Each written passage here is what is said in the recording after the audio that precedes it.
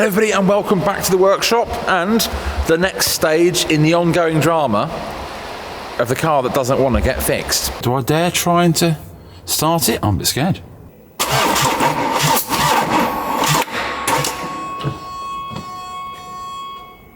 I'm going to start cleaning all of these bits up that are off, let them dry off. I'm going to get the rocker cover off, clean up that area, put the rocker cover gasket on. I've got the gasket and I might as well start clearing up everything, and then I will see how I feel, because I was reminded while sitting there saying, no, maybe this isn't worth it, because it will actually break for good money. I could pull this apart for quite good money, even sell it for spares repair for good money. I was reminded that I've got to go on a reasonably long journey to go and see a friend of mine, and I cannot take the Maserati for reasons I will explain later, because that is not going to be on the road anytime for months, if ever. The Range Rover will just get stolen, if it even made it there. So this is the only thing I've got, because the other Range Rover also needs a gearbox. So out of necessity, I'm going to carry on. But let's start with cleaning out this horrible intake. That is a gunked up inlet manifold, and that is because of EGR valves, exhaust gas recirculation valves, where they put some of the exhaust gases back through your intake around town, so it double burns bits and pieces for better emissions at low revs in town. But what it does is gunk everything up, and they always cause problems. And I mean, this one hasn't that long ago been cleaned, to be honest. So do it again, put it back together. We got 1, 2, a few. I reckon you're that one. Yeah, 1, 2, 3, 4, 5, 6. All right. Rocker cover! Right. Injector holes. Let's fill the injector holes again. Let's be. So, here we go. That is your 2 cams. There's the timing chain, and you can see it's on the back of the engine on these. Anyone that is running an N47 engine, there's a few others that suffer from it as well, but any of the BMWs with the timing chain on the back, diesels, don't listen to their service schedules. That is a massive problem. They end up killing timing chains, and it's an engine out or gearbox out job. So not cheap, not easily serviceable. So don't change your oil every 12, 18,000 miles on some stupid like they recommended. Do it every 6. Now, can you see the top on the line? You can see the oil wasn't coming out, because you can see a clear line here. You can see the line where the gasket was, and oil not on the other side of it. And same with on this right hand side, you can see the clear line of the gasket coming down, and then the oil on the other side from the other leak.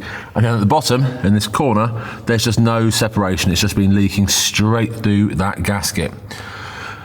So we've got this, which was the original problem, this pipe, which is another problem, and then we found exhaust manifold stuff over there. This is a massive, massive job compared to what I started. What I think I'm going to do, there, we'll come back to you.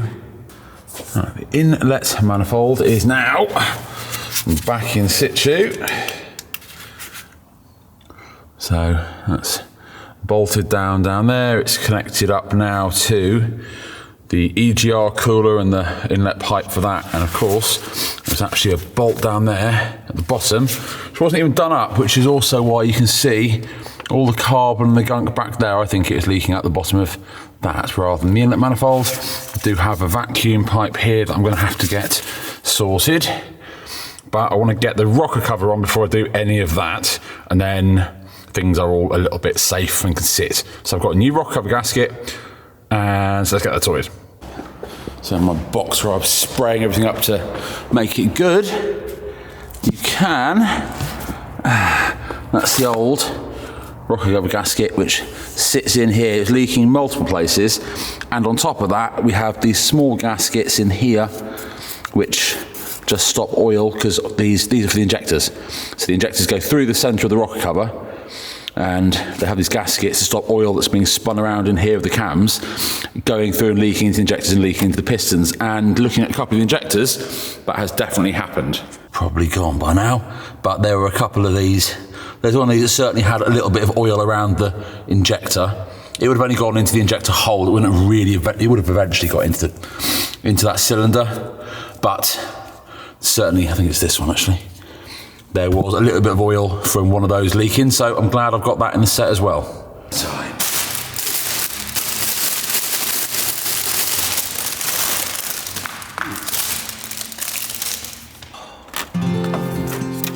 A lot closer than we were. See.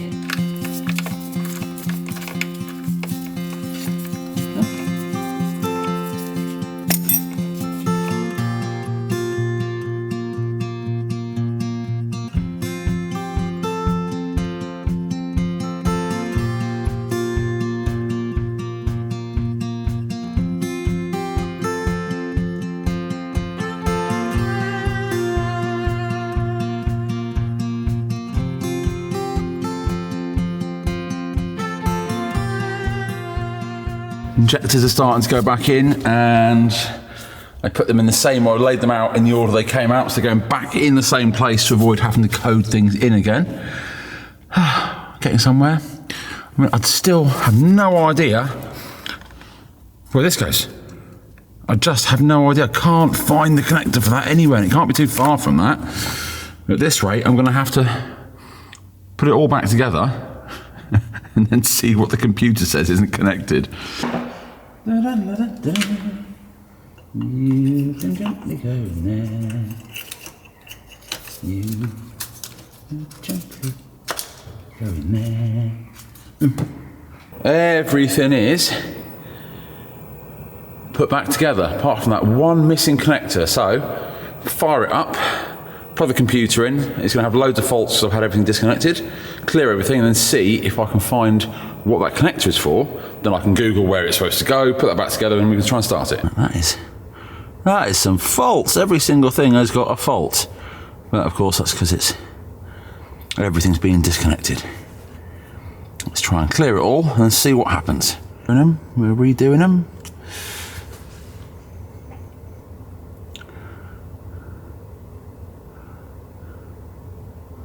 Okay, we've cleared all the fault codes. And we're back to what we've always had, which is this pedestrian protection system. Common issue, going to get round to that. Headlight module, I've got one on order. That's the one on the left, that's fine. And that would appear, currently, to be it. Do I dare trying to start it? I'm a bit scared.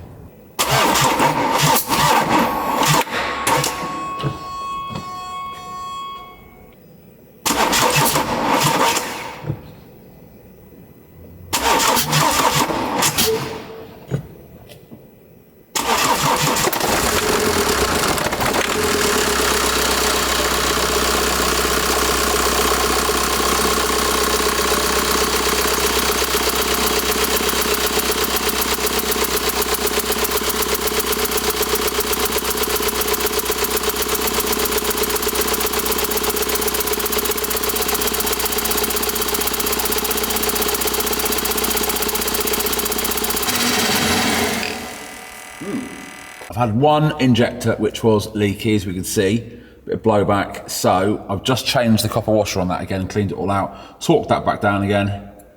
Let's see.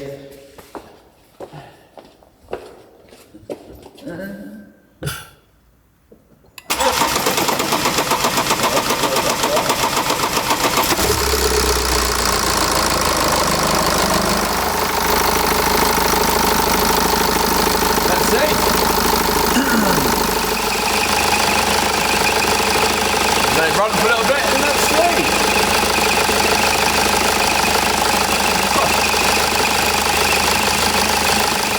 Okay, I definitely have a little squeaky idler pulley there or something. I'll have to have a look at that. So the quick clean, the real test, I mean I've driven it around, the real test is whether it passes its safety inspection. So fingers crossed.